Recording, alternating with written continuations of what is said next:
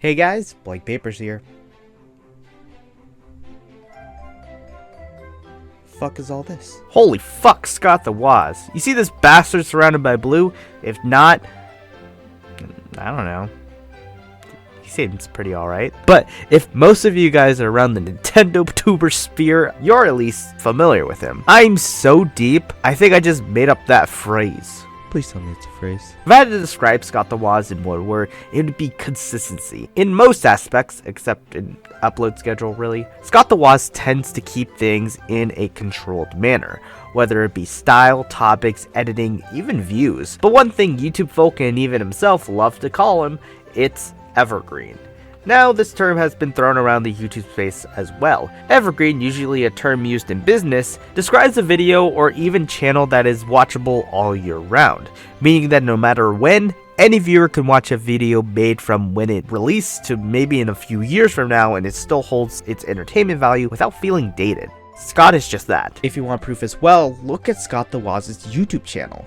It consistently hits over 1 million views. Even other more popular YouTubers have a hard time hitting that consistency, and it's probably all because of that evergreen formula that Scott the Woz tailored for his channel. But why is that?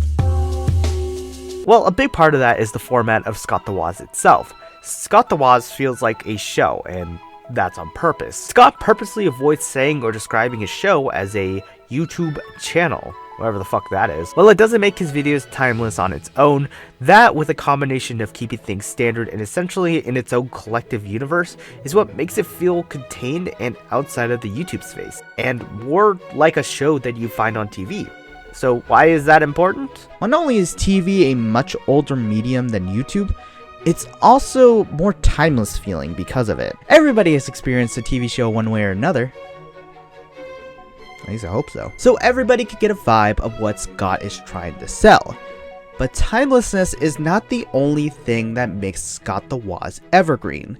There's also rewatchability. Rewatching YouTube videos might be an addict thing to do, but hey, sometimes watching it a second time might help you retain a video's information better. Or hey, maybe you just thought it was super entertaining and wanted to watch it again. One of the biggest things people recently have been really into, however, is background noise. Like, I don't know how common this is, but people like to have YouTube videos in the background while they're doing something, like eating, or playing games, or doing homework, or even going to sleep. Scott is highly informative, so rewatching his videos for the information, or even his opinions, are reasonable causes for rewatching. Or the fact that he does have a plethora of funny jokes and an overall funny tone, making it super fun to just rewatch his entertainment. But the biggest one is definitely background noise. I mean, Scott videos are surprisingly calm. Maybe energetic too, but in reality, it's a dude rambling about video games. He's not really that invasive. His editing tends to be professional, but not crazy in your face. I mean, even his volume levels keep itself pretty consistent and on the quieter side, if maybe accidental. But the biggest thing is consistency in format and tone. Remember how I said Scott the Woz feels like a show? Well, not only does it feel cozy to have on because of nostalgia to TV, but just in general. It's like having a lighthearted comedy show made for YouTube viewers. Add on with Scott having a little series of videos, and now you have a binge fest of videos or a calming theme to have in the background. In general, if you want to make evergreen content, then this guy might be the one you want to look to. Scott the Woz, I just want to say, yeah, it's Scott the Woz. I like this shirt a lot. Scott may not be the biggest thing these days, but the aim to make good content that isn't always topical is how Scott was able to make a catalog that anybody could jump into at any time, at any point, with no problems. And I'm not saying copy the guy to a T. That's horrible. Make your own thing. But when at least comes to this topic, I think he's a great outline for this.